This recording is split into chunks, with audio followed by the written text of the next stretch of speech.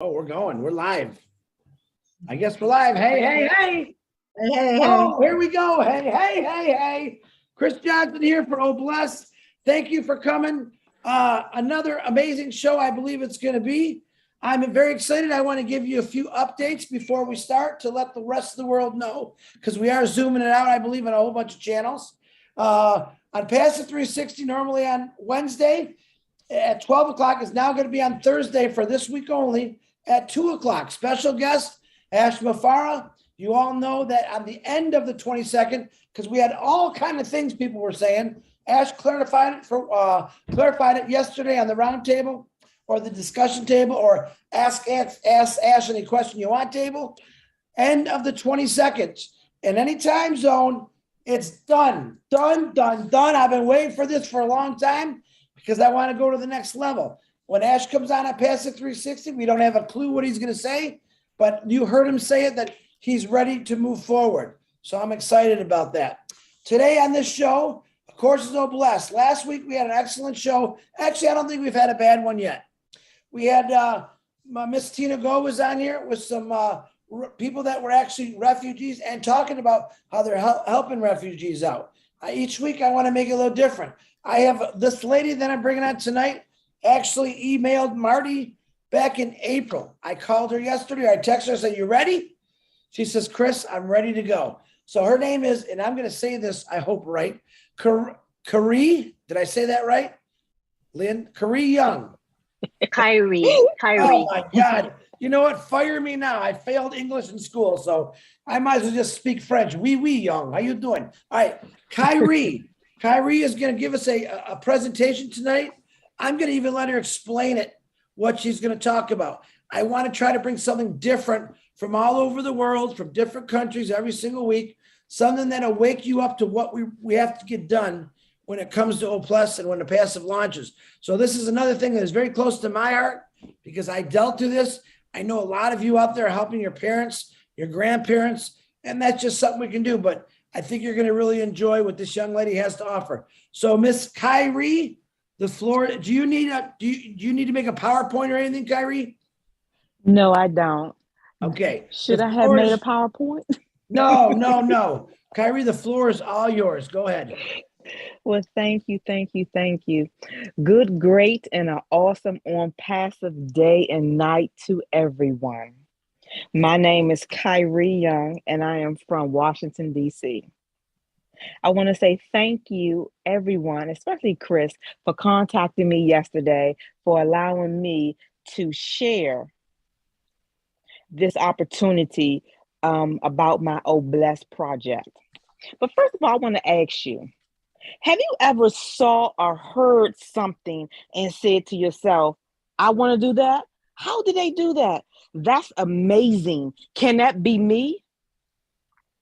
So in January 2019, on the radio, I heard a woman speak and she said, an anonymous donor paid her rent and medical bills during the shutdown. Instantly, I said, oh, I want to do that. I wish that was me.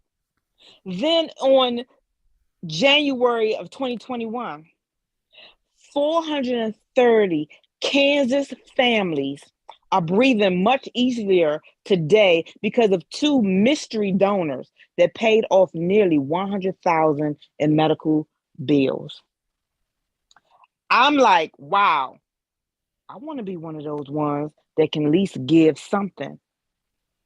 Was y'all aware that in 2019, a woman in Carlsbad, New Mexico, was sued 5 times by Carlsbad Medical Center for bills totaling $17,000. Her car was repossessed. Her wages was garnished. She was newly divorced, working 2 jobs with 3 children. But did y'all hear what I said? Her wages was garnished. So can you fathom getting up, going to work every day and getting paid, but you don't see it? That right there is something that is real dear to me. Sometimes I don't even want to get up and go to work, but you have to. But now you got to get up and go to work and not even get your money. So I was like, wow, what is going on here? Then in 2021, in December, his name is Mr. Combs. He received his heart transplant. His wife is my good friend from high school. We often would share laughter over the speakerphone, just cheering him up. And his roommate would be there and joining in the conversation. One day I called him and asked about his roommate because I didn't hear anything. It was just nice and quiet in there. You know, we laughing and usually he'd say something smart and just join in. And he told me this unbelievable story.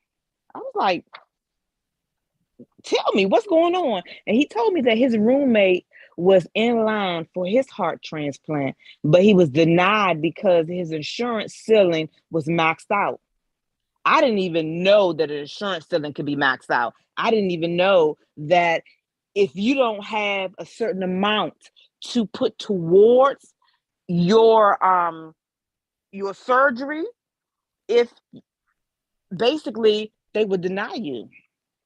He had to leave the hospital without a new heart. However, I was told by Mr. Combs that they made sure that he was able to be transported, but he wasn't able to receive his new heart. And I was just in disbelief that someone in the United States of America was denied a life-saving healthcare service due to insurance. Immediately I said I wanted to help. What can I do? So then Bless came to my mind. I said, okay, I want and I have a strong desire to apply Bless to financially assist hospitalized patients who have reached their insurance ceiling and has been denied any life-threatening healthcare service, which would impact their and their families' welfare, which could eventually lead them to poverty. So I asked myself, what avenue would I use? How would I go about this? And then it dawned on me, majority of hospitals have social services within the hospital, which is a valid resource to connect with patients to the Old Blessed donations. And then I could get the consent of the patient and I would not be infringing on any HIPAA rules and regulations. HIPAA is one of I believe, the hospital rules and compliance in the United States of America. By working with the social services and the patient, I would pay the hospital on their behalf. My goal is to have a website with a map of the United States, with each patient who has been a recipient of Bless will be shown on the website's map with a dot, similar to the old Founders Testimonies website that we have. The dot would not give any personal identification information, but what it will do is give the patient's initials, the hospital name, the Bless amount, and the reason. And by me doing this would be an act like an accountability. This will validate the Bless donations that will be used for the purpose. This will let people know that when they donate, is actually going to someone. It would be seen. I would like to pledge at least 50 people a month. And I say 50 because it is actually a lot into it. I want to make sure that when the social services reach out to me, that the money is being placed to the most important recipient at that time, such as someone who might need a heart transplant, a liver transplant, lungs, anything of that sort. And I would easily come down to someone who is just in the hospital who might need minor financial assistance as well. This right here is so daunting that the guy who was in the hospital, I did not know him, but it was a little small connection because he used to laugh on the phone. So it actually pierced me a little bit. It pierced me a lot because to know or to hear someone who had needed services, but then was denied for it, a tear actually dropped because I'm like, how can you be here with all of these resources and not be able to have someone to say, well, no, you can stay here. We're going to use this avenue to help you. This effort is nothing small, and I foresee it to be growing enormously. I would definitely need other founders to assist me in this journey. I foresee to have maybe 2 to 5 people in each time zone. I'm just gonna say time zone to work with me, to speak to hospitals, to look over the paperwork, to make sure that all I's are dotted and T's are crossed. But this effort would at least help at least one person a day. If I can help one person a day, I feel that my purpose to use Oh Bless would be satisfied. And that is my Oh Bless project. Basically, my cause is to pay current hospitalization bills for patients who have reached their insurance ceiling. That's all. Thank you. Thank you, AY. I'm calling you because that's what I like to say. Wonderful, absolutely wonderful. I think this is actually going to be a good discussion. I know we have lots of time to discuss this. I'm 100% agree with you, Miss Young, because I've seen it through my whole lifetime, through my relatives, who most of them were business owners. Where I was in the auto industry for years. I had my insurance paid for. Where my parents always had their own business, so they paid for their own insurance. And when my father got ill, he had found that he had cancer pretty much throughout his whole body. They wanted to charge him $1,000 per pain pill. $1,000 just for one pill.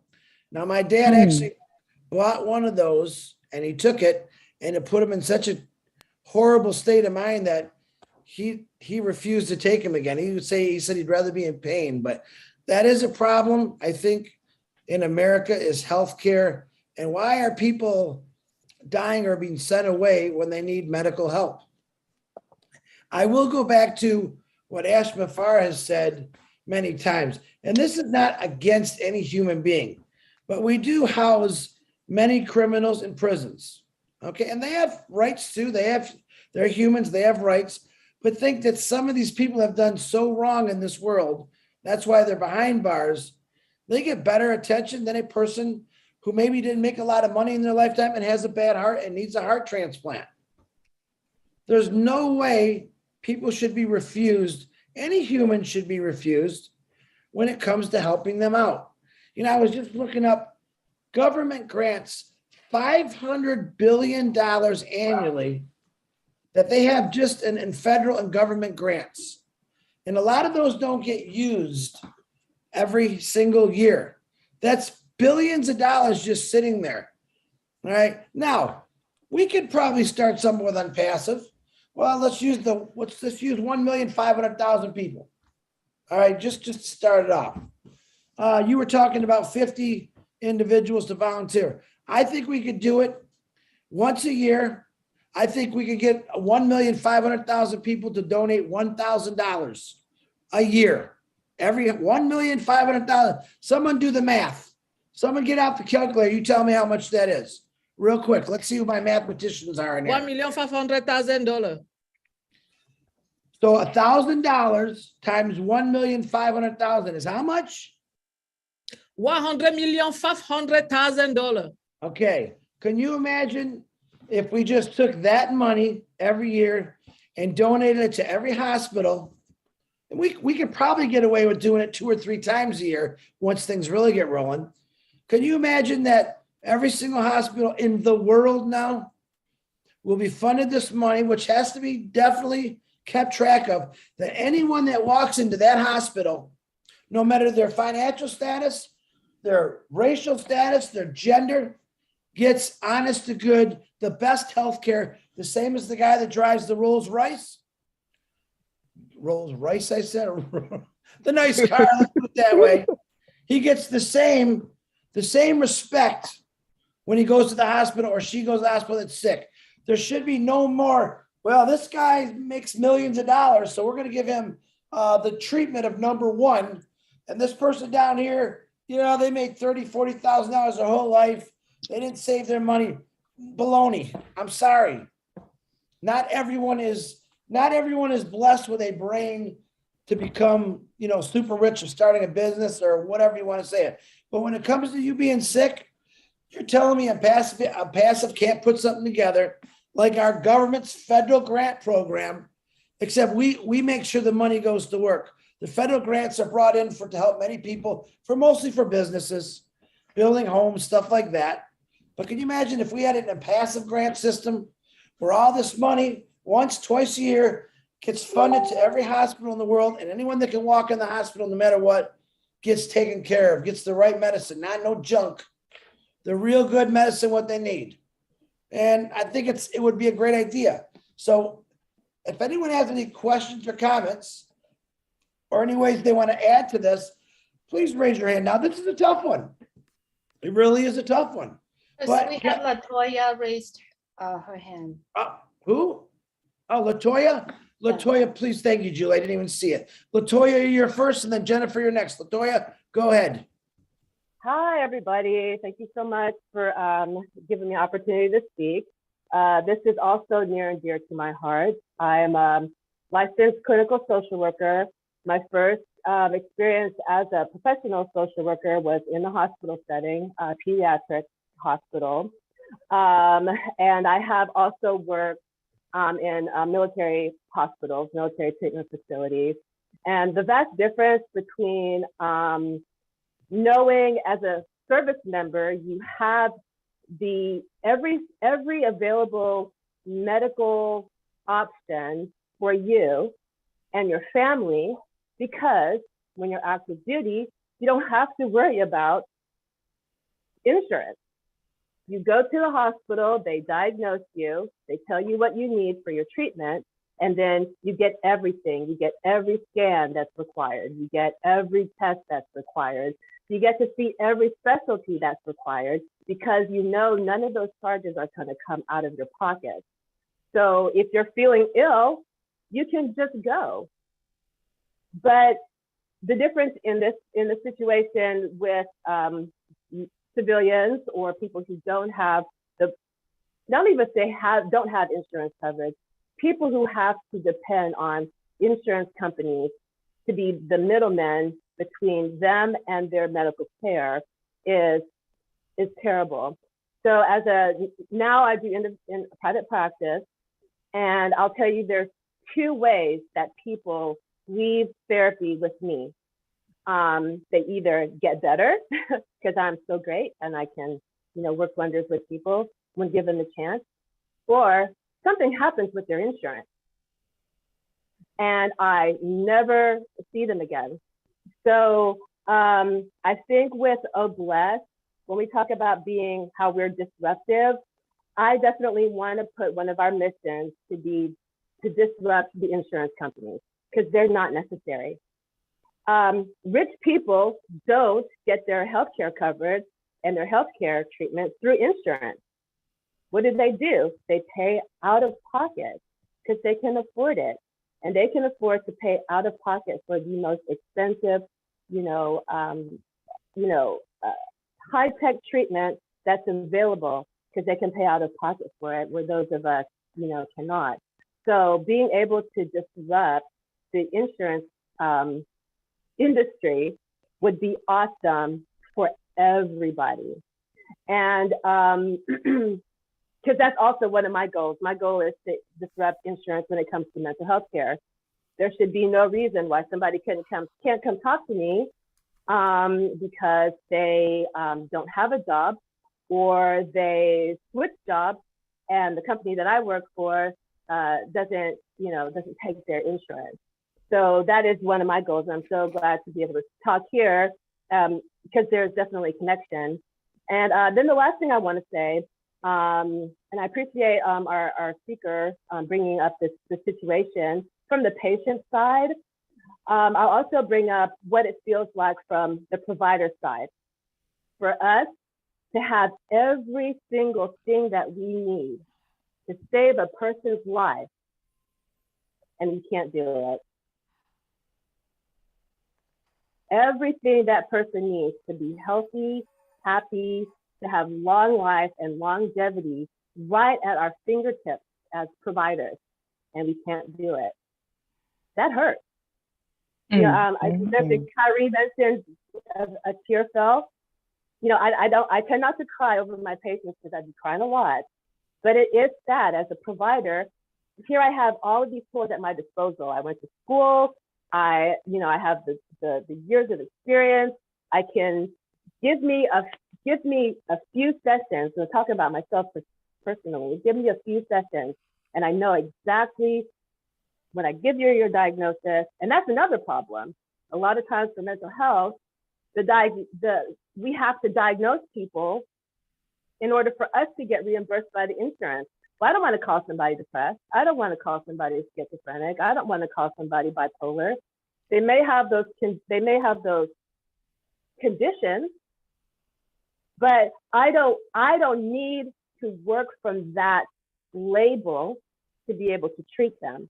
But the insurance company requires me to label them.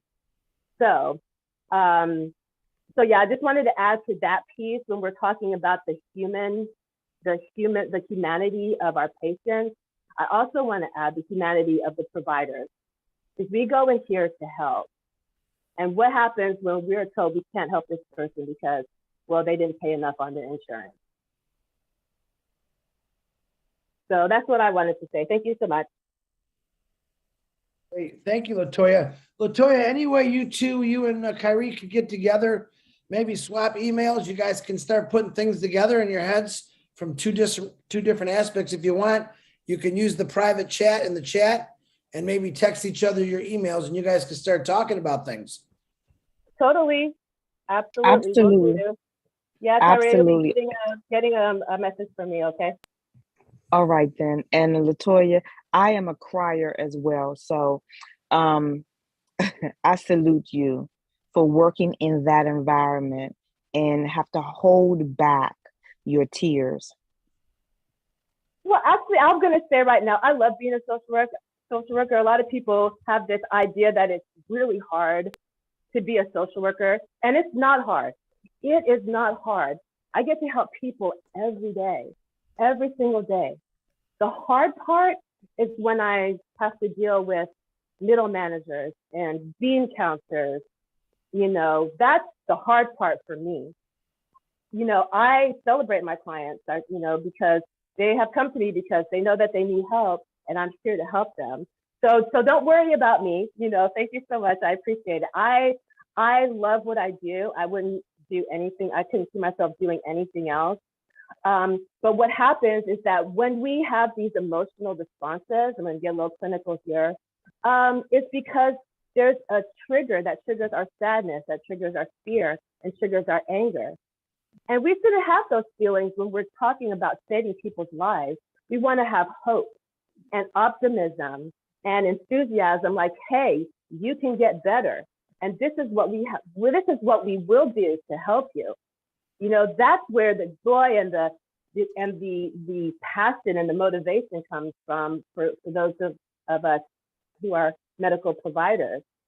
But where the tears and the frustration and the anger and the I don't know what to do is because we are being let down by the industry, period. So thank you, Kyrie. I appreciate your words. And I just wanted to say, don't feel sorry for me. Don't feel sorry for me. But we do have a lot of work to do. That is for darn sure. Thank you. Hey, thank you, Latoya, for your Thank you. your feedback. So good. I'm glad you guys made a connection there. Yeah, I kind of say that every day to myself. Aren't we tired of being let down by higher ups? Or I don't like get into the government thing, but isn't it time we just did something better? I mean, if you think about it, we've done this show for what a month and a half, and I've seen more ideas come out of regular people that actually help so much more. And I'm not the one that says we need a smart individual up there in the office somewhere. I think if you put average people in these positions, like presidents, vice presidents, councilmen, all that, if you put regular people who didn't really have a personal agenda, we'd probably get a lot more things done. I could probably pick out of the 1,400,000 people that I've seen in passive, there's at least 500 that I know that would do a better job than anyone I've seen my entire lifetime helping people out. They concentrate on things like war, where we concentrate on survival because of these wars. So just keep that in your mind that a lot of you on here are going to make a huge difference because you're finally talking about it. You're bringing it out. So Miss Jennifer, if you would please unmute yourself. Hi. So I got a couple things here. So just listening to Latoya about the insurance. So coming from Canada, it always shocks me that your medical isn't covered by your government. Like our medical is all covered. So if we go to the hospital, it's all paid for. Some of the other things, like I think mental health, if you want to go to a therapist, then that's when the insurance companies get involved and start, messing around with you. And my actual comment was actually for Kyrie. Am I saying that right? I hope so. I work with a childhood cancer charity, and we do something very similar to what she was talking about with childhood cancer. A lot of the cancers are very unique and specific, and sometimes the kids have to go to other countries to get help. So what our charity does is we actually pay for medical bills that aren't covered by the insurance company. So I was going to say, if you wanted to get, to talk to me about how we kind of have that set up and how we keep track of it and organize and fundraise and all that kind of stuff, feel free to reach out to me, because that's basically what we've been doing for years, is paying for these kids extra. It's mainly prescriptions, drugs, because cancer drugs, like I think was Chris saying, that was very, very expensive, because childhood cancer, again, is a totally different cancer from what adults get, and their treatments are very different. So, and they're very, very expensive. So, so if you want, any information on how we put that together, feel free to reach out to me. That's all I really wanted to say. Thanks. Thank you. Well, thank you. Go ahead.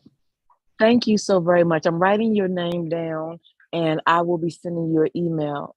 I'll send you a message, as well as Latoya. I'm writing her name down as well. I'll send her a message. Thank you. That's what I'm talking about. You guys make those connections. You're gonna, believe it or not, you're gonna get more work done than any higher up has done probably in 60 years. Because the truth is, you guys lived through it. You've seen it. You've watched it probably since you were children. But yet, none of us ever questioned it as we were growing up. We just thought that's the way it is. But I'm letting you know, from this big head mouth here, it's not the way it's supposed to be. All right. We are human beings. We all love our families. We all care about each other. Yeah, we got some haters in this world that like to destroy everything for us. But the truth is, no, not one of us, a human being, should ever have some kind of money put on their head or a price tag of what you can and can't do to get fixed. If you break something or if you need healing, it should be there. I know Canada's got that whole different system over there going, where you guys got all healthcare. There's a balance. I can't remember what it was between America and Canada of what you guys get and what we get. When I think of it, it'll pop in my head, I'm sure, but it is a real big difference there. But technically, you do get that health care over there. But let me ask you this, Jennifer, is it equalized out that no matter who you are in Canada, you get health care? Yeah. Anything like through your doctors, like we can go to our doctors. We don't have to pay we don't pay to go see doctors or go to the hospital or get surgeries. Certain surgeries, like plastic surgery, any kind of, that kind of stuff you have to pay for. But if you, like for that gentleman that had the heart transplant, they wouldn't be like, okay, you don't have insurance, so you'd get the heart transplant. So, there's a lot of things, like there's a bit of a waiting list for certain things like non-surgical, like non-life-threatening, like knee and hip surgery. But then, talking to people in the healthcare system, there's always some issues with that too, and reasons why. So it's, that's kind of takes a bit of time, but to wait for those things. But for like first, like I've had some major things happen to me, and I've had no issues. Like I've had the best care. For example, I had a DVT, which is a deep vein thrombosis. I got it and I almost died when my daughters were born. And, within going to the doctor, then into the hospital, it was like bang, bang, bang. And I was in surgery and I was taken care of. And, so there was no, I know a lot of people down there, when they're trying to basically say you fight against getting universal health care for Americans, they say, well, Canada's system is crappy and you guys don't get good health care and you don't have, but that's not true. I think that's just a talking point. So I personally have not had any bad experience or anybody that I know. So, and I'm, there's going to be certain things that, sometimes people do have issues because, it's people, it's doctors. Sometimes they do, something happens, but our healthcare is, really, really good, I think. So other than, then you have to start paying for your prescriptions. That's, like I said, where the insurance company comes in and starts gouging you. And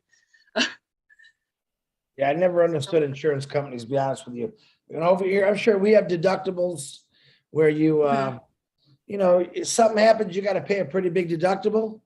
Yeah. I'm thinking, wow, you pay already monthly for insurance.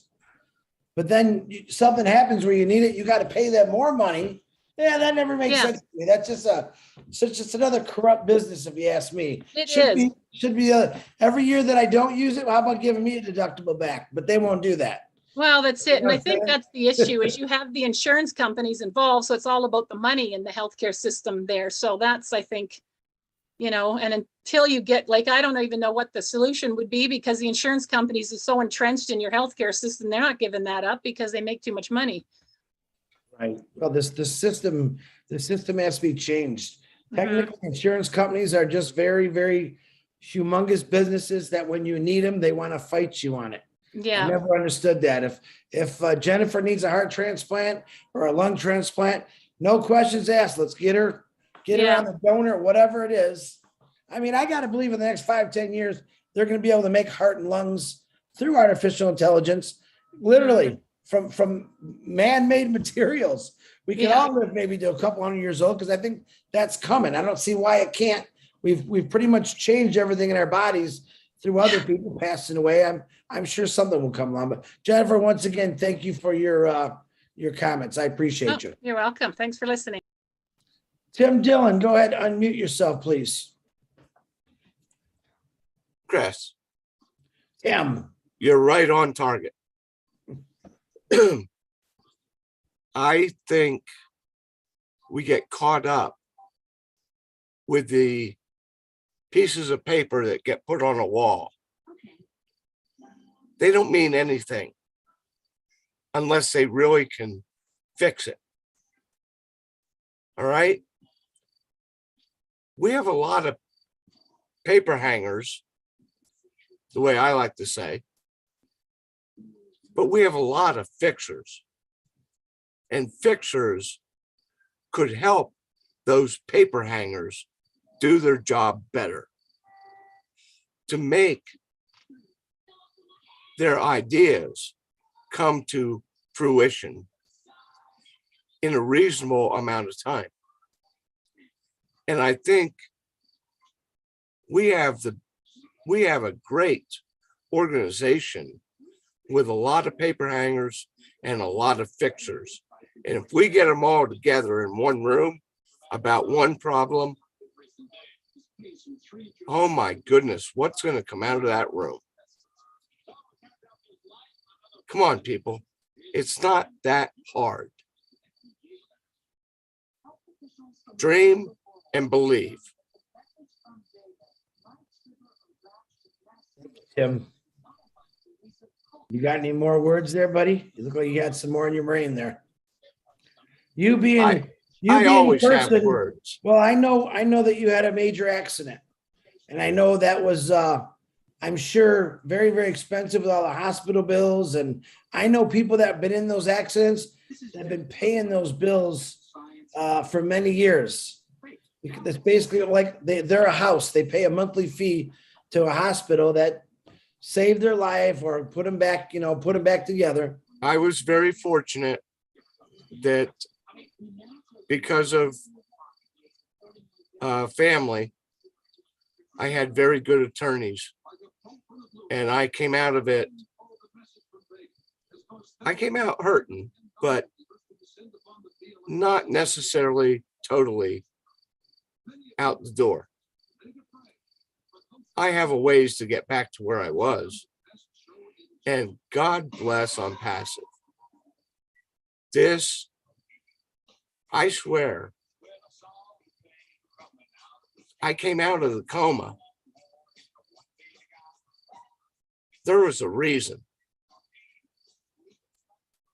And that was 10 years ago.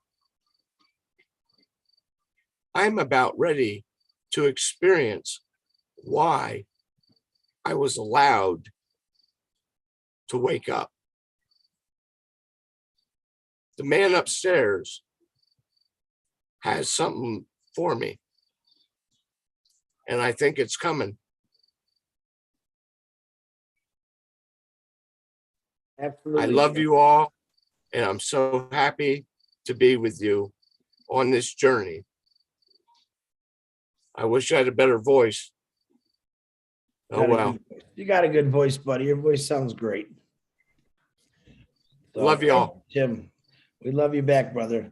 And guys, let's keep this to how we can fix it. I think most of us know that what's broken. Let me hear some ideas what you would do. What we're all going to do to fix this. I already know what's broken. I'm 56 years old. I've seen a lot of things I never understood why it's that way, but now I know that we have something that can completely turn that around. So, Engineer Mike, thanks, Tim. Engineer Mike, please unmute yourself.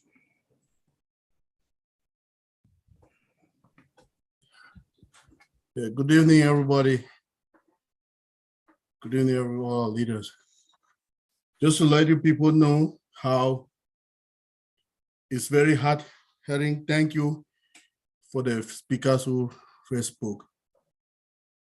When you see people going through problems,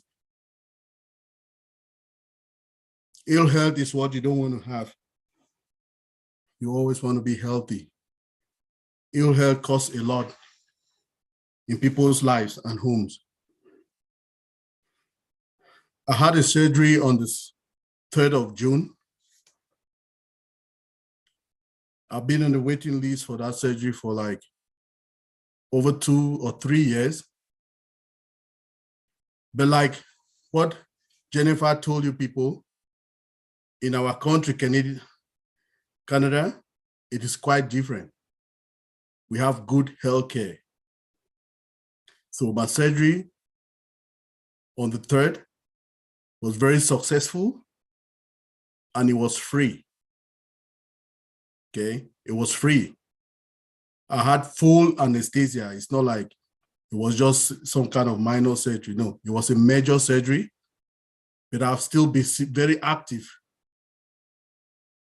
I was there for like 3 days, and I was out. So just to let you people know, this country, when it concerns healthcare, you see how people, you'll be on that waiting list, but when the time comes, they'll attend to you and they'll do it with all their heart, and they'll keep on calling you to follow up what is going on with you after the surgery, like post-surgery. The nurses will call, the doctor will call. So when you people tell me all the insurance things and all of that is really hard-hitting. People will be on the list, but they cannot get healthcare because they don't have insurance. It's so, yeah. It's a surgery that I could have paid by myself, right? But just the fact that the country can do it for you for free. So why not? It's different. Well, my heart goes to everybody who have gone through all of this kind of trauma because we don't really know. But we have a solution, and the solution is all blessed. That's why we are here, brainstorming to see how we can bring those facts together. And thank you to our sisters who have already spoken. With all blessed, we'll move a lot of mountains. With all blessed, carry on, and all of you people, like everything that concerns all blessed, we want to be the part and parcel of it till the end. Chris started it like a joke, but it's not more a joke. Just want to thank everybody who is putting an effort for these things to happen. Thank you, everybody. Thank you, Michael. Thank you very much, brother. All right, where'd Sylvie go? Sylvie. Thank you, Chris, for giving me the floor. Good evening, good afternoon, good morning to each and everyone. Let me say thank you to Chris and our CEO, because we will not put him behind, for bringing up this O Bless. Thank you for this O Bless webinar that I call Speaking with Open Heart Show. Yes, it's a place where we feel peace with our soul, because we all here experience at any moment in our life something that brings us down, not because we are weak, but because we are flesh. Meaning what? We are coming here to get therapy, that emotional therapy. Thank you to my sister Carrie for bringing up this topic. Healthcare topic is a very broad area involving administration, psychosocial, emotional, physical aspect. Do you know that we have a lot to do with OBLESS? At the point that if we don't put ourselves together, we will not be able to touch lives, starting by ourselves. Because just coming here and talking, sharing ideas, sharing testimony is part of healing. Let's heal ourselves before going out there and help others heal. I'm saying it because being in a healthcare field, I'm seeing a lot. You have people who have insurance, like we're talking now, but who don't have emotional support. They are abandoned in the bed of illness. No one is there. You have those who are dying in the little house because they don't have money to go and get diagnosed. You have those who are diagnosed but don't have the means to treat themselves.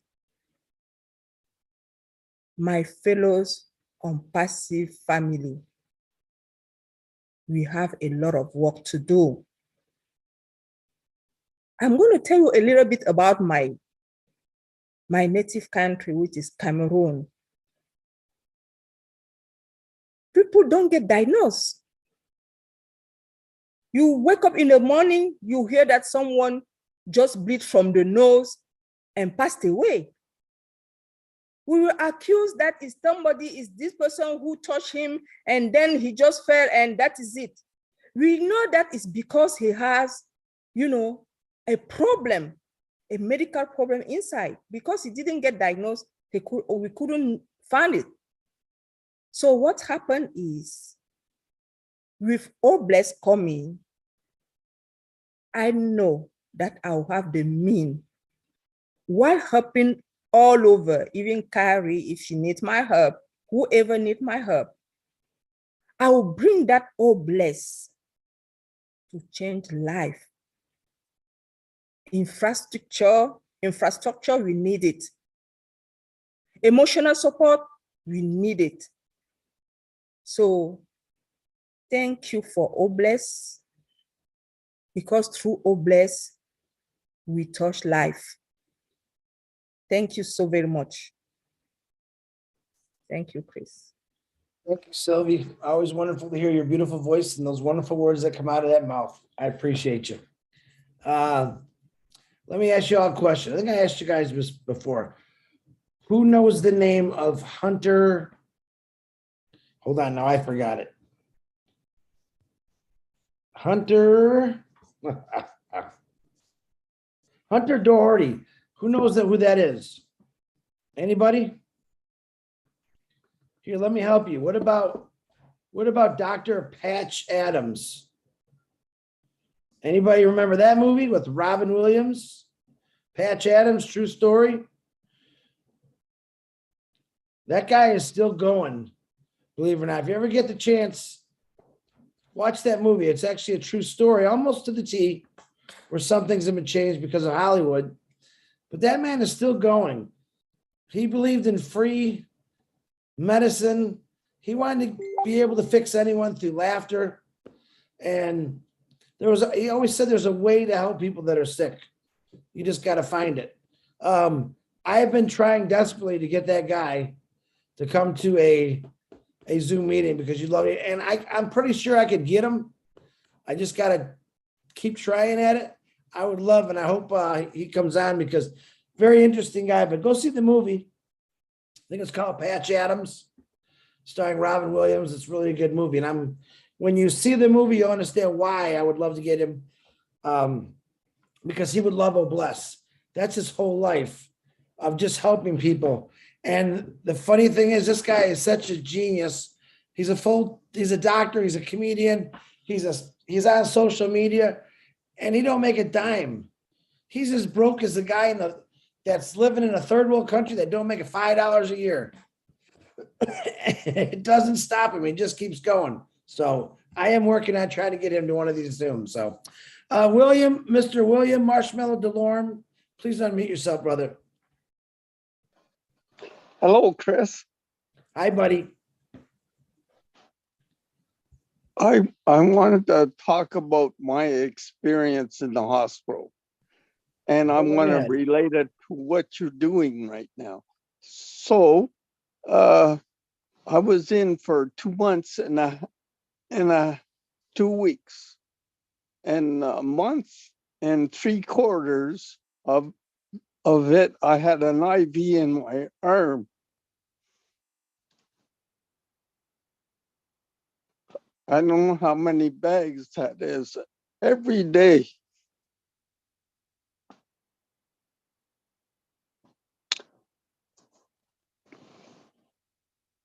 The social neurologist worker came to see me, and she wanted to put me in a home.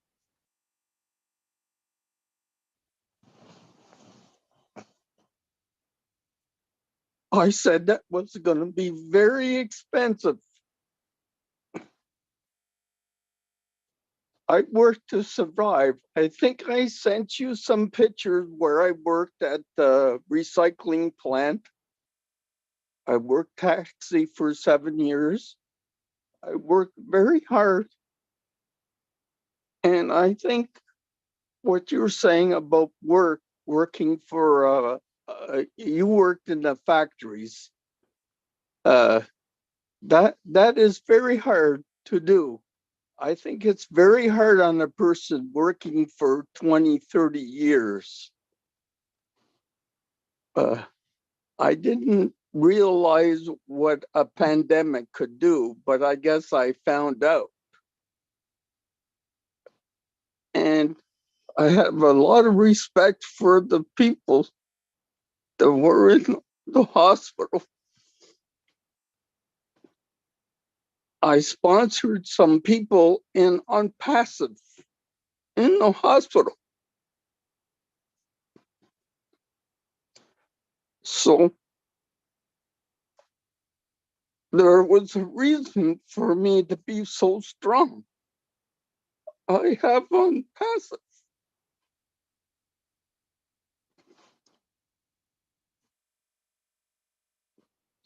So now it's gonna explode.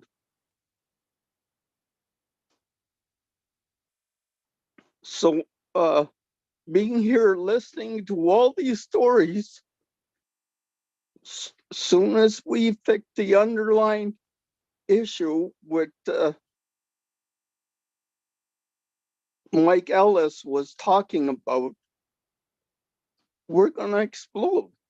So those are kind of the things I'm thinking about right now. There's places like creativity, artwork that they do in the hospital. I want to help them out. There's all kinds of things we can do with those bushel of apples. But right now I have to fix those underlying issues. And as soon as unpassive is coming, I'm going to have more exercise. I'm going to go once a week. I'm getting better all the time, my strength. I even dreaming of just getting out of bed and walking. I can feel it. So I'll be dancing, buying a mountain bike. I'll be doing these things. It's all about hope that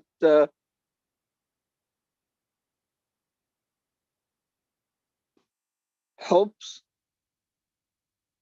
lifting humanity.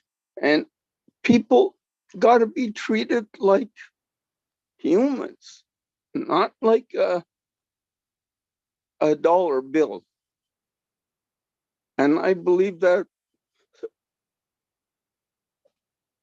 a whole lot. Thanks, Chris. Hey, thank you, William. Guys, there you go. All right. Glory, glory, glory, glory, glory to you. Glory. I'm a crier. I'm a crier. William, that's pretty powerful there, William. Guys, that's what maybe the people who are in charge of all these things should listen to. Someone like William who's been there. You know what he just did for us. Each one of you got a knot in your throat. Your heart probably jumped a few beats. Does it really got to be this bad? It doesn't. We're gonna make it better. I'm telling you, through all of us, just some little things. You'd be amazed that all it takes is just a little bit to fix this. I really truly believe it doesn't take a lot to fix this, because if you took away all the money in the world, honestly, we wouldn't have problems. That is the truth. But this money that a passive is going to earn for us, which Ash says is clean money, it's ethical money, man, it's going to do a lot of good things. We just got to make sure we keep our promises to ourselves that, yeah, we're going to help, we're going to give, we're going to change things that are, that haven't been fixed or never even looked at, because we think that's the way it's supposed to be. So, William, thank you very much for sharing that, brother. I appreciate you. Change things that are, that haven't been fixed or never even looked at, because we think that's the way. I got repeating myself. I like that. All right. Augustine, can you please lower your, unmute yourself, please? Hi, Chris. Chris, how are you? I'm good. How are you doing, sir? Good. I'm very thankful to all of you. You've been doing a great job. I'm sorry I'm late, but I'll still gain something at this point. Um, I have two things to talk about. I don't know. Maybe I may be wrong because I was not there from the beginning. We focused. I mean, our brainstorming focused on a paradigm shift because we observed and accurately saw that the status quo cannot solve this big problem we are talking about. We cannot do the same thing and expect a different result. So I hope we were brainstorming with a focus on uh, what do you call it? What did I say? Yeah, with a paradigm shift in mind. With a paradigm shift in mind, because we cannot approach this with a paradigm shift. I'm sorry, we'll be doing the same thing. I cannot emphasize on this because I was not here from the beginning, so I'm just trying to throw in my own thing. Yes, because if we brainstorm with a paradigm shift in mind, we would be hoping to get a different results from what obtains now, because the status quo cannot solve this big problem. Having said that, I have just one word for Julie. Julie, please, I got your email, but you said you were going to get back to me. I've not had anything concerning the person I registered. In fact, this person sent his money from a different country far away to me. And Augustine, if you yes, could please, let's communicate it through email. I believe I responded to you. Let's do that. All right. This is an OBLAST webinar. Let's communicate through email. Thank you, Augustine. well, I've sent a follow up. Anyway, it's okay. I just want to make sure so that you know that, because I don't want to If I get this. responded to you, that means that I've already have your email. So let's communicate either on the chat or email so that Chris can continue with the webinar that we are All doing. right, thank you. I think I've done my own part in trying to remind you. Appreciate it. Yeah, so, yeah, as I was saying, I may be wrong, but that is the way I'm thinking. I got you, Augustine. I understand. And just on that note, guys, Julie Wen has taken on quite a big challenge in the last few months of assisting support with many issues. Now, I know a big thing has been turned in recently, and she's still going at it. So don't worry about it. Even though the founder's position is ending, all right, all that stuff that she received has been turned in. So you're all okay. You are all okay. Okay. Okay. And I promise you that because I'm up usually with Julie late hours every night while she's working on that stuff, and she puts 100% of her own time into doing this for every one of us. So, well, really, I appreciate her. I appreciate her. It's just that I wanted to be. all right, I don't thank know you, what will happen Augustine. when the 22nd comes, because this guy will kill me. Yeah, no one wants to miss out, do they, Augustine? Okay, thank Hey, you. you tell that guy that's upset once he gets in, I'm going after him for no blessed project. You tell him I said that, okay? That's right. Let's fix this paradigm shift. Yes. All right, thanks a lot, Augustine. Okay. All right, Miriam, could you please unmute yourself, please? Hi, everybody. We're talking about healthcare this evening, and one of the things, well, we talked about this before, I believe. One of the things I mentioned is I want to help the Veterans Hospital. We have it over in St. Louis. It is old, it is run down. When you go in there, those veterans don't have what they need. Okay. The beds are old. The equipment is old. Some equipment they don't even have. They don't get all the medicine. They, I wrote everything down. So if I could help, I would like to help with equipment, supplies, medicine, everything.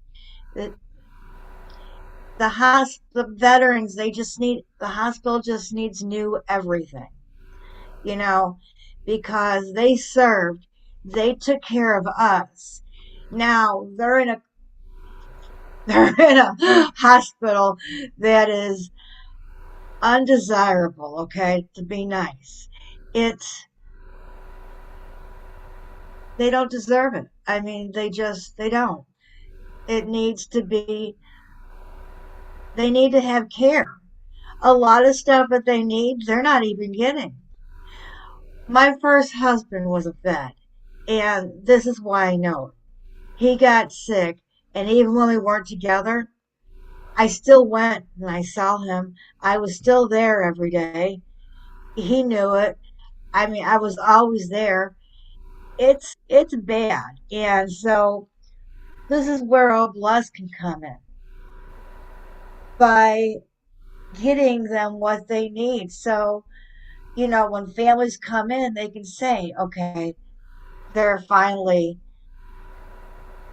I don't know, they're finally doing something for my husband. They're finally doing something for my uncle.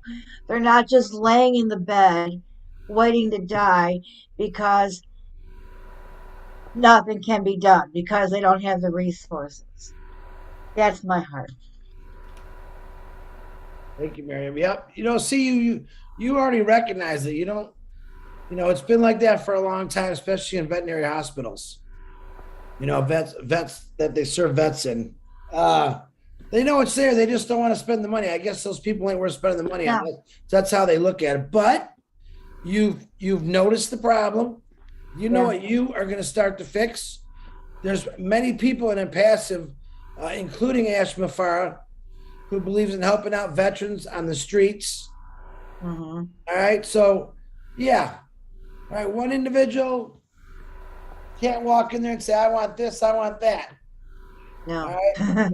but if I went and walked into the hospital, whether you knocked on the door or the president or the chairman of that building, say, listen, we're going to come in, we're going to refurbish this entire hospital with equipment, beds, facilities, everything fixed. You think they're going to say no?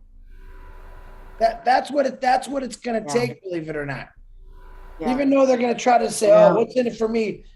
What's in it for you is maybe we'll let you keep your job because you should have brought this to the attention of the committee years ago. Is why that guy that gave his life or lost both his legs and his arms to fight for our freedoms is laying in a bed that's got rusty springs sticking to it, for crying out loud. They need people that care, not people that just clock in for a job and really don't give two hoots about what's going on. They need people working there that actually have a heart and that care about the people there. That's what they need. Right. Well, Miriam, it sounds like you got a lot of work to do. Huh? Yes, I do. Right? Yes, I do. We could poke and point fingers all day, but until us finger pointers and us pokers go out and actually do something. So Miriam, I'm counting on you to start that up. You got it. All right. You got it. Yeah. Talking about. Way to go. Thank you, Miriam. You're welcome. You're welcome. I also believe that with healthcare, it is very large. But if each one of us specialize in an blessed niche, such as Miss Miriam, if you specialize in veterans equipment, I specialize in people that's in the hospital who needs treatment right then and there. If we all have a certain niche, because there are programs out there. There's a program out there I saw today. It's called Rest in Peace Medical Debt. There are more programs out there that want to pay the debt, but they forget the specializations that's needed. Like you're saying, paying for equipment for veterans. every little niche that we have, even though it's small, but you will be unaware. How can I say it?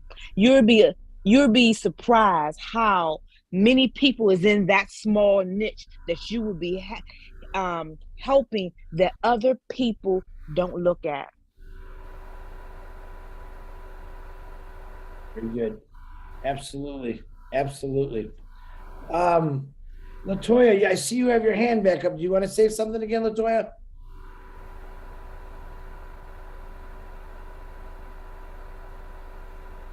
Yes, I'm coming. Sorry.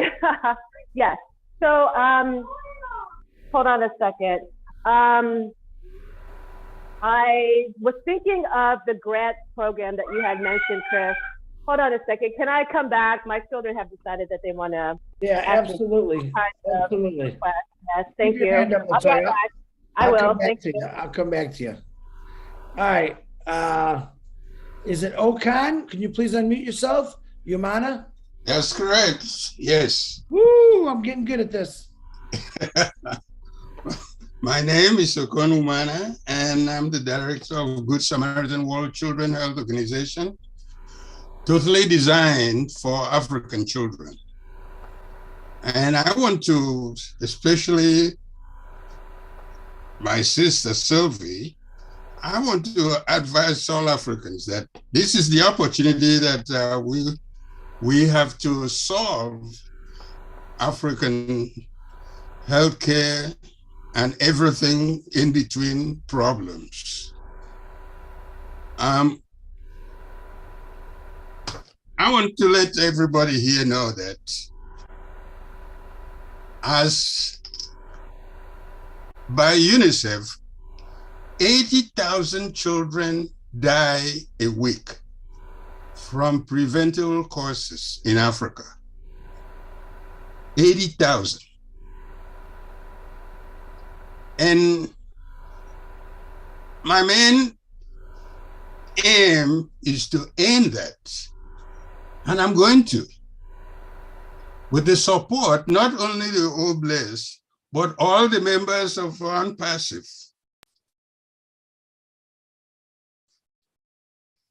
So all of us Africans that are in Unpassive, we should get together and devise a way, because this is the greatest opportunity we have to end African problems in healthcare, poverty, degradation of women. This is the greatest opportunity for us. I have retired from practicing medicine in this country to do this exclusively, nothing to stand on my way. And we are going to get it done. And I would like to get in touch with you, Sylvie, because I'm now filing for permission for them for Cameroons to recognize my NGO so that we can get things started there. The way I do it is that we combine 30 to 50 villages together, all the poorest villages, we combine together and empower women to farm. We provide them with farm equipment, or we till the soil for them and provide them with fertilizer, because 90% of the children die of malnutrition. So we want to solve that first. And we have the greatest opportunity here in Unpassive. Not just Oblast, but everybody in Unpassive is thinks the same way as we do. So I just wanted to mention that. Sylvia, I would like to get in touch with you and so that we can discuss certain things that I think we should, and if you don't mind. No, I don't mind at all, Okan. I'd love to have the discussion. Okay, what part of Africa is this again? Well, she was talking about Cameroons. I put in my papers in Cameroon to get a recognition of the organization, and I have a recognition in 5 African countries so far. Okay. And Cameroon is the one that I applied now, and Senegal. Okay. All right, we're gonna talk, Okan, okay? Okay, very well. All right. I'm gonna send you my email. Actually, Julie, can you send him in a private message if you remember my email for me? You remember my email, Julie? Yes, of course. Can you please? I appreciate you. Thank you very much. Thank you, Julie, for everything. I will send you email for something that I want to talk to you about. Sure, I'll put it in the chat, Okan. Also, if you'd like. All right. Everyone wants to talk to Julie. Well, she has been there for me all the time. Yeah, she's been there for a lot of people. Thank you for saying that, Okan. She has been. She does a lot of things behind the scenes. She don't like me saying that, but you have no idea that she gives 20 hours of her day to a passive helping people out, and that's the honest to God truth. So. Okay, let's go back to Latoya. She says she's back. Oh, Okan, look for a private message. Julie's going to send it to you. Go ahead, Latoya. Thank you, Okan. Thank you. So Chris, you mentioned that there was a federal grant program that was already available. And as I'm thinking about my plans to have my own Blessed missions, one of them, I'm going to make a connection with an individual who just spoke. I was busy, so I didn't catch her name. Helping veterans and active duty. And one of the thoughts that I had, and I think we could apply it to this particular Oblast mission, is just creating a fund for grants. And, you know, a lot of times the people don't know this, if they've never had to apply for grants, they don't know that the grants are out there. Sometimes there's a means test. So if you have the means, you don't qualify for the grant. You know, if, you know, by means, like, you know, I'm a single parent, I lost my job, but I've made too much money, I can't get a grant for low-cost internet because my means are above what they're asked, what they're required. So, but grants are great because if you make a grant that has no limits, well, not no limits, no strings attached, I should say. So there's no strings attached to the money. Hey, I need this money to pay my doctor's bill. Okay, here is an Oblast for grants for, you know, paying off healthcare costs. Or, you know, for veterans, for example, a lot of people go to VA hospital. A lot of veterans get treated at VA hospitals. It's because it's free. You don't have to have insurance to go there. If you're a veteran, you can get free treatment. Now, is it the best treatment? You know, that depends on where you are, depends on who you are, maybe what you look like, you know. But if veterans had the money to be able to pay for that high quality healthcare, so they just don't have to go to the VA because that's their only option. So, you know, I was thinking with the Oblast, the fund itself as a grant fund. And, you know, people, you know, we do the direct marketing and the direct traffic to folks who would benefit from applying for a grant. And we're essentially saying, hey, there is a grant available for this purpose. You know, if you feel like you want to apply for this grant, here's the means. Give us your name, your email, and we funnel them into the Oblast project. But I think having it in as a grant form so that people can just say, hey, I need the money for this, or I need the money for that. So we're not having to explain, we're not having to come with our hat in our hand and say, this is my sad story, and I need the money to be able to survive. No, we want people to be like, oh, here's this grant out here. and they are willing to give me the money that I need for this particular issue or this particular situation. So it could be grants with helping to, purchase your first home, a grant to, help you get through a transition period from the time where you're switching from one job to another, a grant to, help you pay off your medical bills. So I was, so I want to put that out there as a way to kind of like operationalize what we're talking about, so that people know that it's there. There's no way that you can be turned down. Well, you have insurance, so we're not going to give you this grant because your insurance will cover it. Well, my insurance is the problem. Well, we don't want to put any limitations on people's ability to apply for the funds. Does that make sense?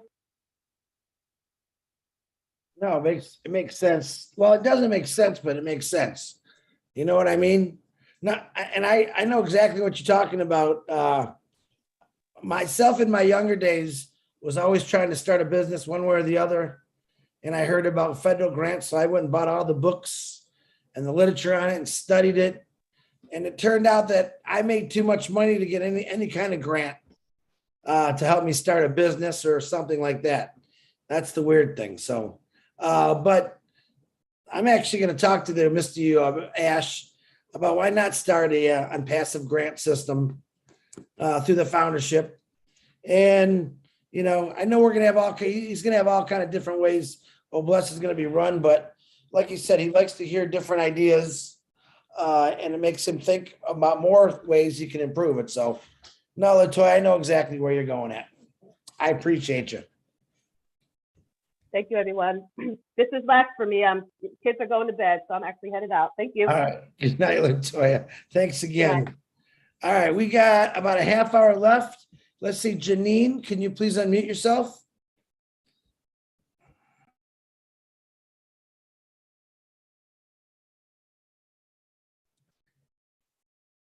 Janine, I know you have muted yourself. Can you say something? Is your mic working? Janine, we will come back to you. You can keep practicing or trying. Keep your hand up. It seems like her mic is on, but yeah, it doesn't come through. All right, Janine, we'll get back to you. You keep trying. Janine, you might want to sign out and then come back in, and we'll keep an eye for you, attendees. You might not have turned your audio on. Okay. Before I bring on Richard, I want to say something. The COVID shots, the research, they put $19.3 billion into the vaccine research. That's, you know how much money that is?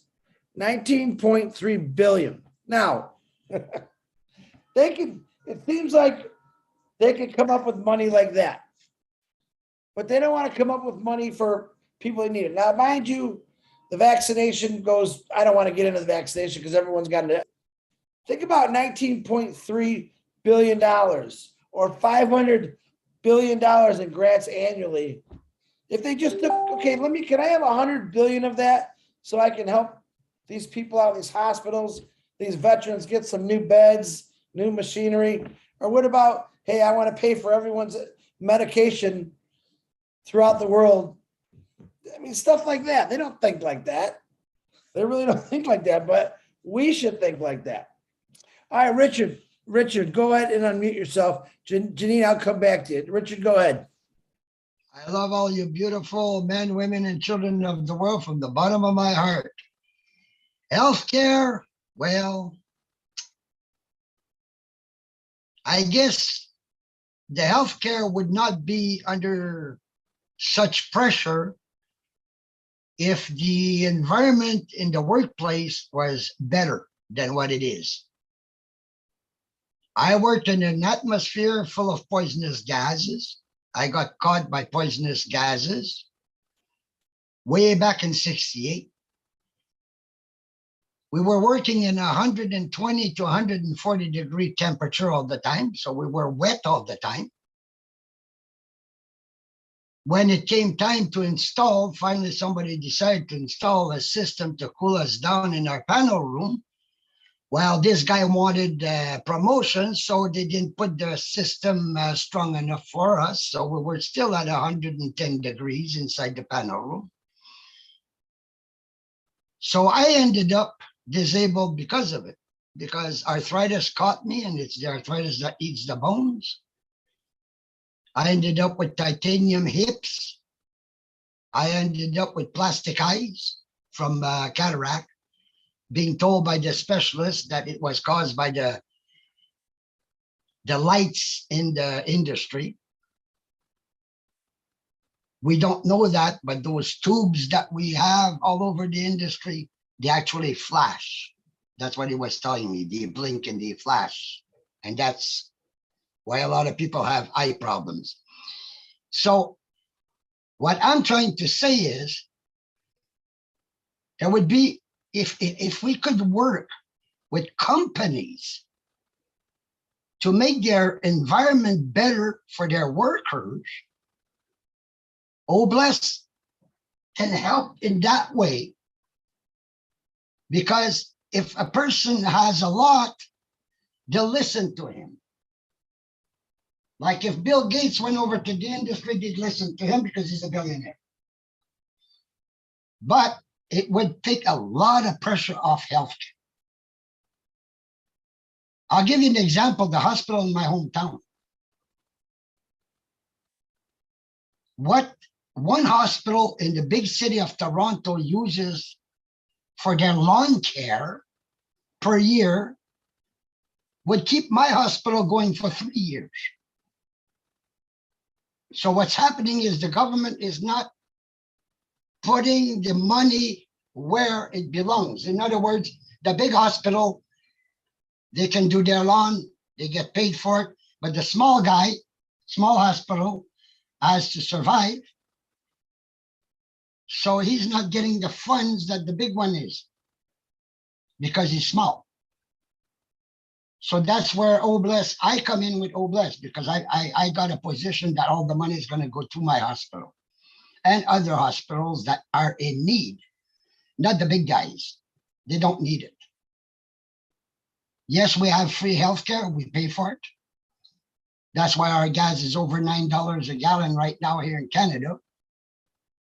And that's why when you work, I'd say you might as well say 40 to 45% of your wages goes towards taxes and healthcare and pensions and whatever.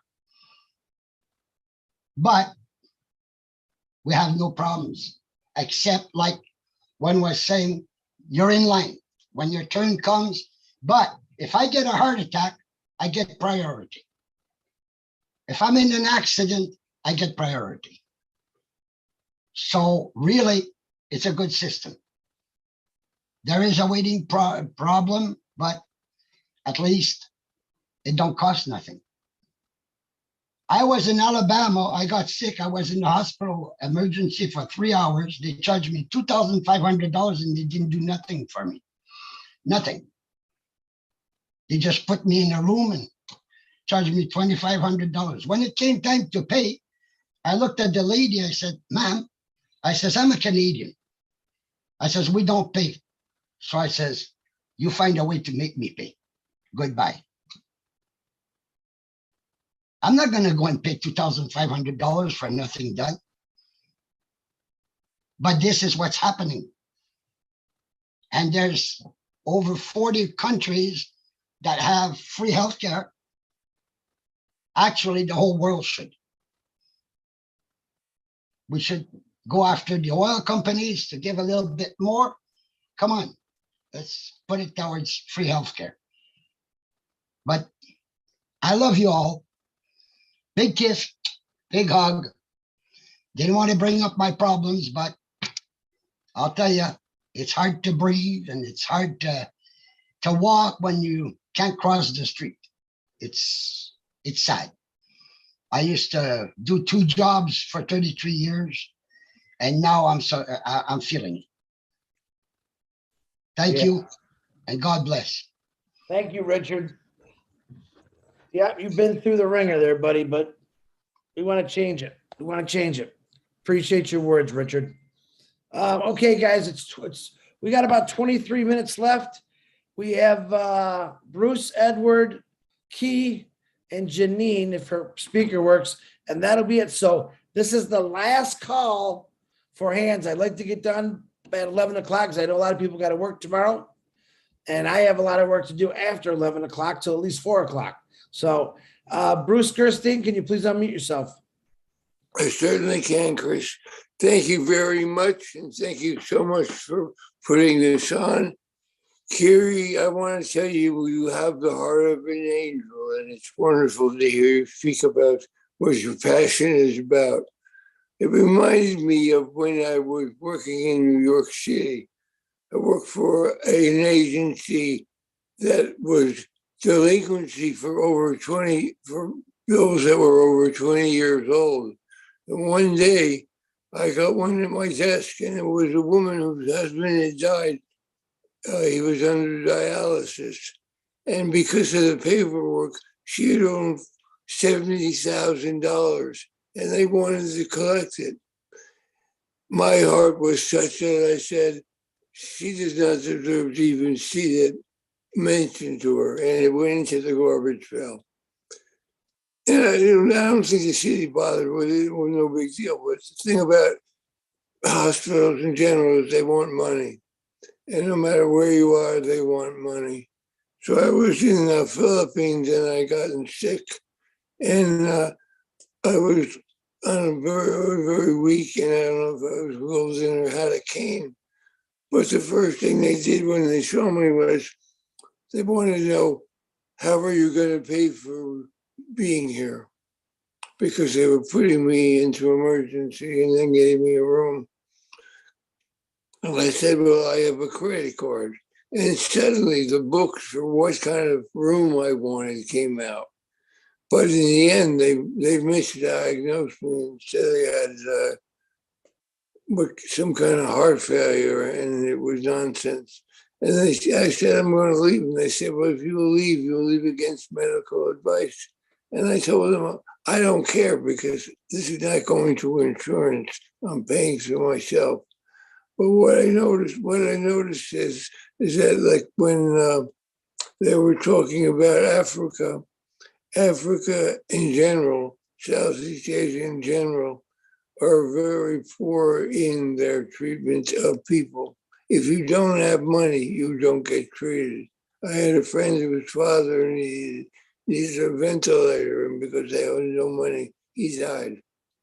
Just because he had no money. Here it's different. Here we have emergencies where they have to treat you. In Canada, most third world countries don't have social medicine. It's mostly wealthier countries that have that. But medicine, social medicine is not free. You pay taxes. So one way or the other, you're paying for it. But that's besides the point. I want to say that for me, I look at what the tech guys talked about a lot, and what Ash talks about a lot, is the autonomy of our system, how much it is self-supporting, how much it is starting to keep everything protected within it. And when we go outside of it, thinking that we're going to do this and that, we forget that our money from OBLESS will come from the funds that we get in OBLESS. When you talk about getting grants and all that stuff, it's good to help people in a system, but it has nothing to do with OBLESS. OBLESS, I also belong to a fellowship that has one tradition that says we're fully self-supporting, declining outside donations. And that's a lot of what we do here in OnPassive too. We don't need to go outside of OnPassive to ask for things, because OnPassive will be able to take care of it all. And that's one thing that I have to remember. keep us pure and clean. Because once we come from outside, looking to look for sources outside, they want to be alignments. And when they want alignments, they also want a piece of something. And that's not what on-passive is about. On-passive is about a pure system that allows us to stay autonomous. That's why we have data centers, so we can be autonomous, so we can be free of everything, so everything is protected. And it's very important to remember the protection of on-passive. But with bless myself, I want to be able to go back to Philippines and go back to Africa and help the people. But what I do know for me is that you can't do a whole village, 20 villages all at one time. That's big thinking. What you have to do, it's like if you have a lake and you throw a penny in a lake, it has a ripple effect. So if you just help a couple of people at a time, little by little, you start to make it bigger and bigger. That way I know that we don't you don't have to get overwhelmed in or less to have things work out. Big projects are for people who understand what it takes to do big projects. Most of us here, there may be people who are specialized in things that help in that. But what's important is that it's like, I look at like the Mennonites or the Quakers, they do what's called barn raising. And what happens is someone has to build a barn and they get somebody to come out, they get the community to come out and help raise the barn, which means they build it. And it's the same thing, and on-passive and OBLESS. We have people who help build the barn or build a clean water or help with people who need. I always think about it when somebody can't afford, like Chris was saying one day about going to a gas station and paying for somebody's gas. If somebody's going into the hospital, they can't afford it, help them out, one person at a time, until finally, when it comes to things like clean water, if you clean 20 houses at one time, that's a good thing, because once you clean 20 houses, you'll end up cleaning more. But I always look at things as being little by little, things get better and better. There's no such thing as be doing a big project all at once, because even a big project takes time to coordinate and get all the pieces in a row before you take one step into it.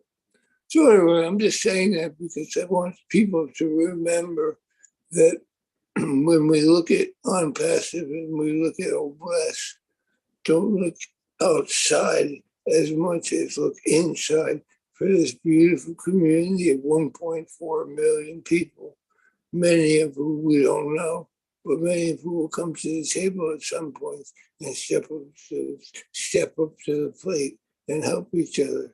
Because we're uplifting humanity.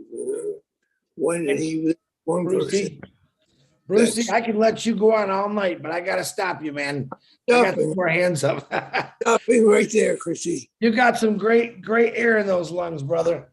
I appreciate all your words, Bruce. Thank you very much. I did not mean to cut you off, but we got less than 15 minutes.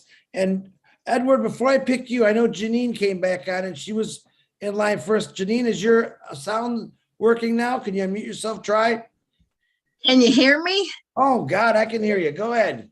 All right.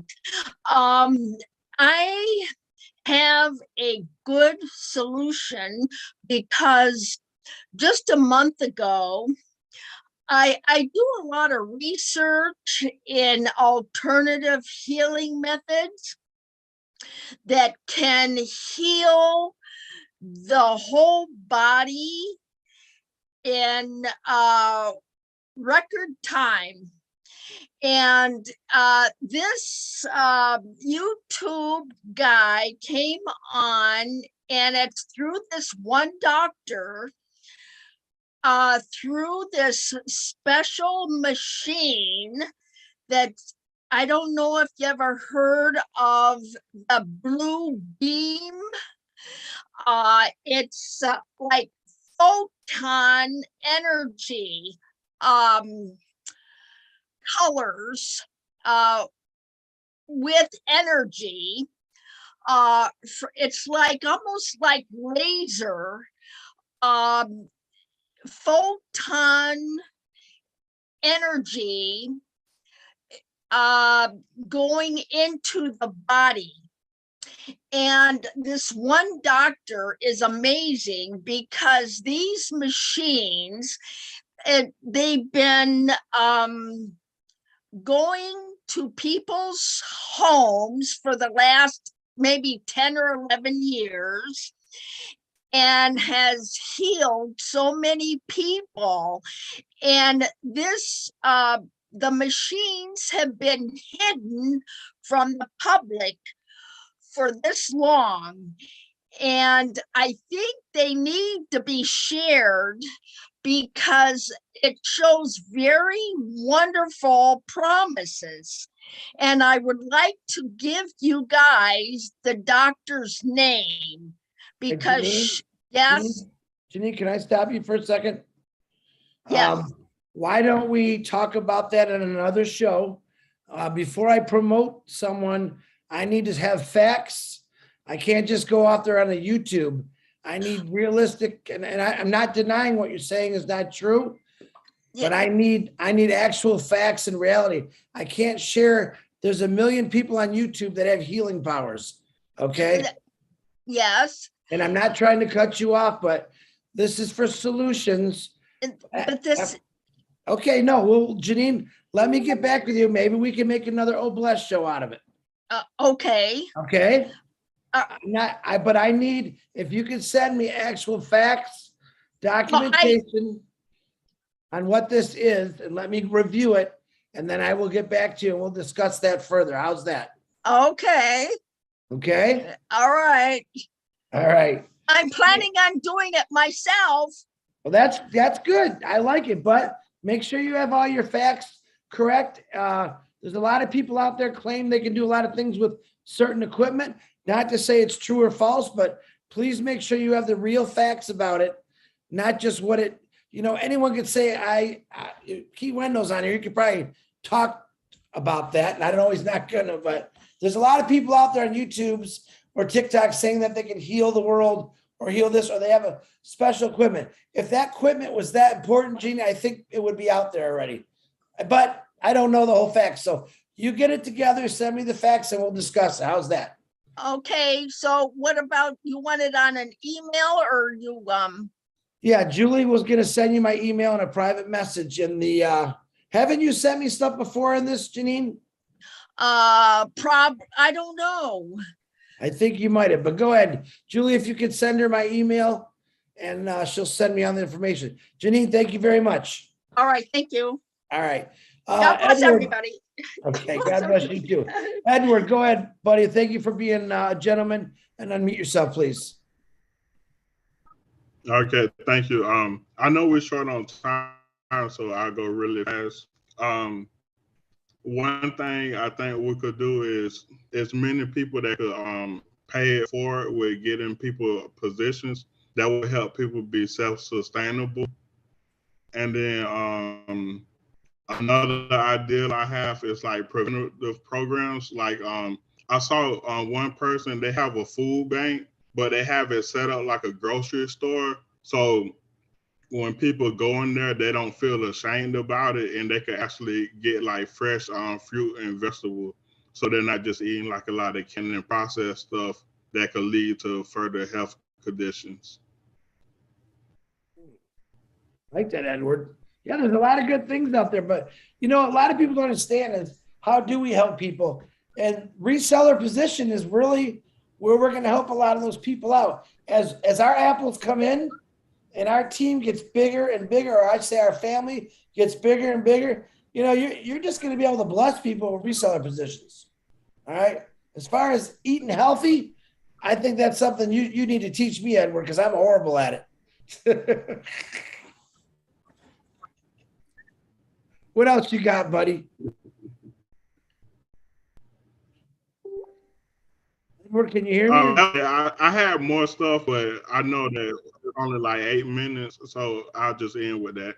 Edward, next week, you raise your hand right in there, Chris, remember, and I'll bring you on first one. You can talk about it, okay? Okay, thank you. All right. Thank you, Edward.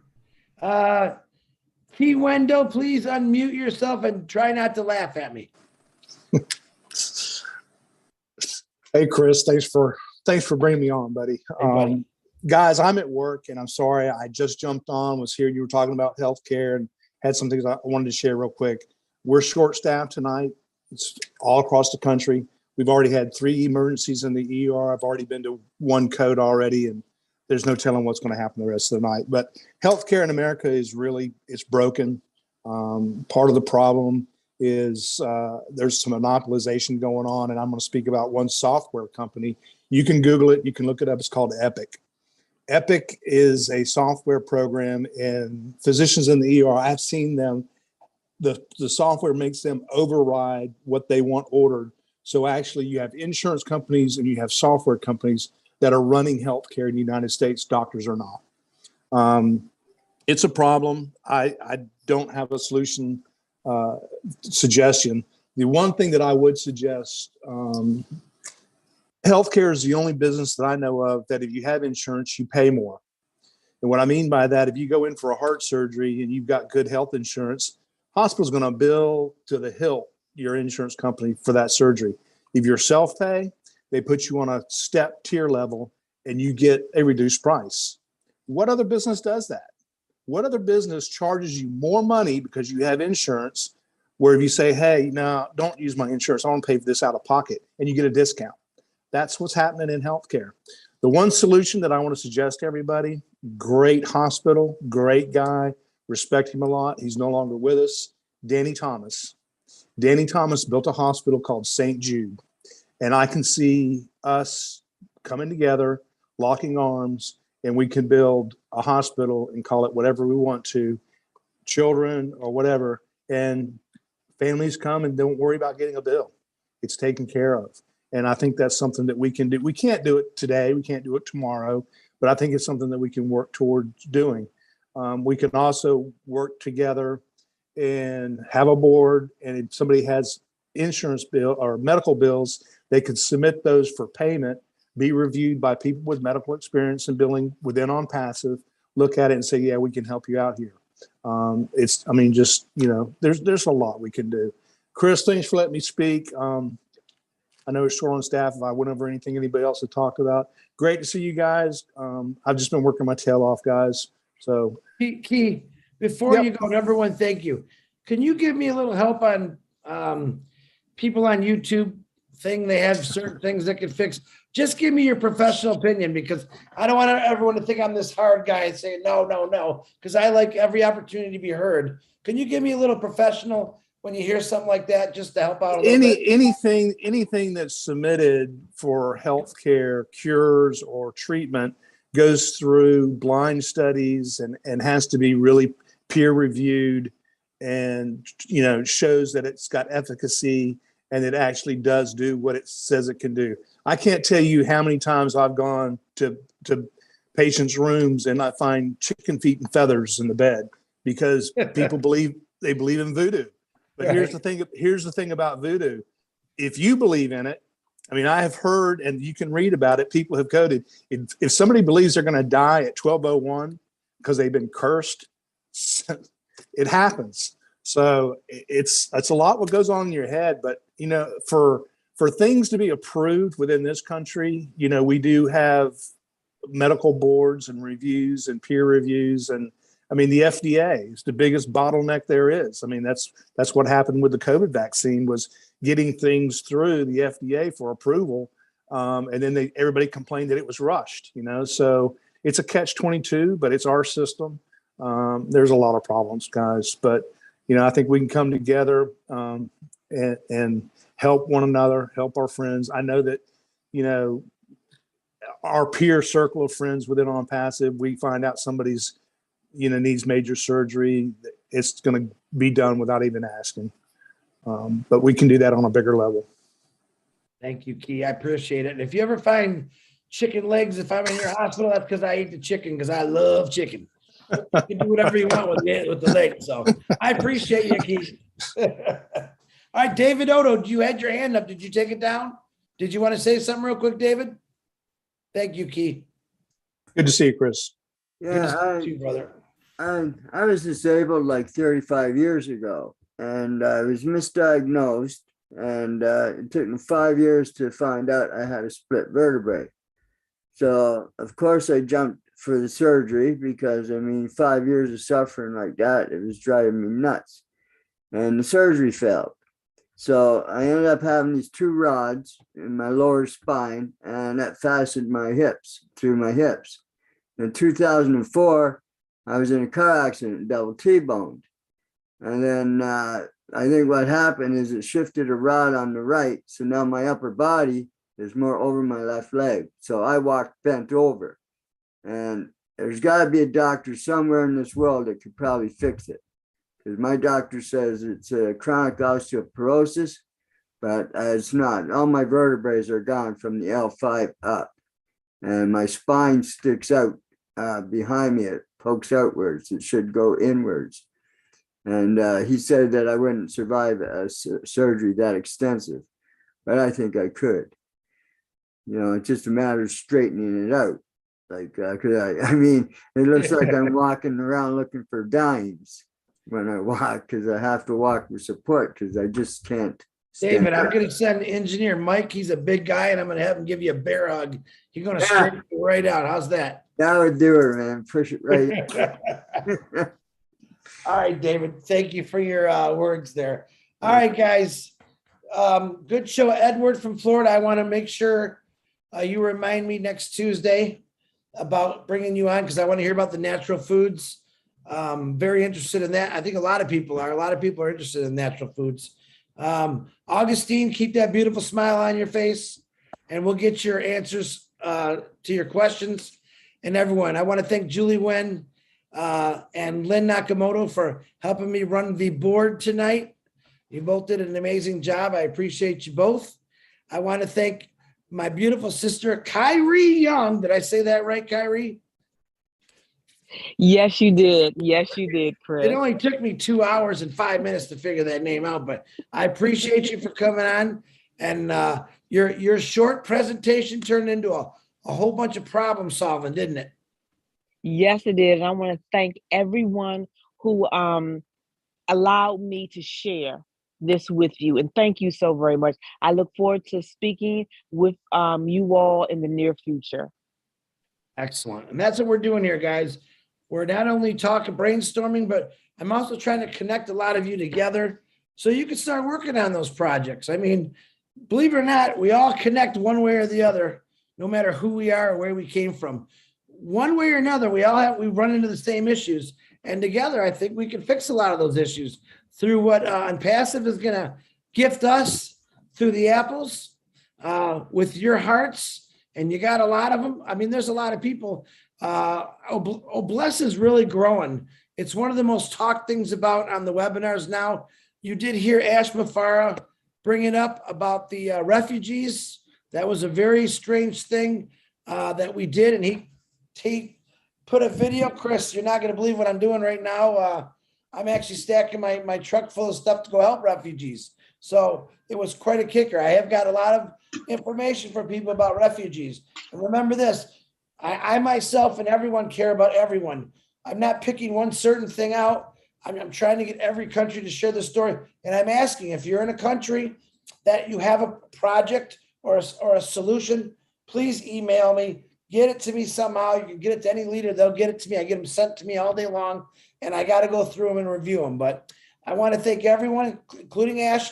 Reminder again, tomorrow, Wednesday, 22nd, when we go into the 23rd at 12:01, you will not allowed to be able to sign up for any more founders. Okay. Ash Mafara is going to come on with us on a Passive 360. Marty DeGramo, Red Redford, and myself on Thursday at 2:00. You might want to be on that. But remember, guys, it's all recorded. Everything we do is recorded. You can watch it anytime. Also, between Red and Marty's updates all week long. Peter Shore, Janet Butler, Daryl Cook, Dan Street, all writing notes, helping everyone out, doing it on their own time, their own dime to keep us all going. Because I have a lot of people that work many hours. And they say, Chris, tell these guys that are taking the notes, thank you very much. Hey, you know what? They know you're there and they appreciate you just as much because they love it. They can go in there and read the notes and know exactly what Ash said rather than being on a webinar for 4 hours. So it does help. But I want to thank you. I want to tell you to keep your hearts open. There's things that need to be fixed. I want you to keep your minds open. And there's things that are so small and easy that we can fix and just keep looking for those. There really is a solution to every problem. The problem is in the years past, if it wasn't a person's problem, was it their problem? Let's make all problems ours and let's try to fix them. Once again, I thank you all. I'll see you next Tuesday. I know, bless, same time. And if anything changes, I'll let you know. But let's just get this going. I love every one of you. Make sure you tell Ash before I thank you. History is being made. History is being made. Unmute yourself and say, hey, hey, hey, hey. Hey, Good night. Good night. Hey,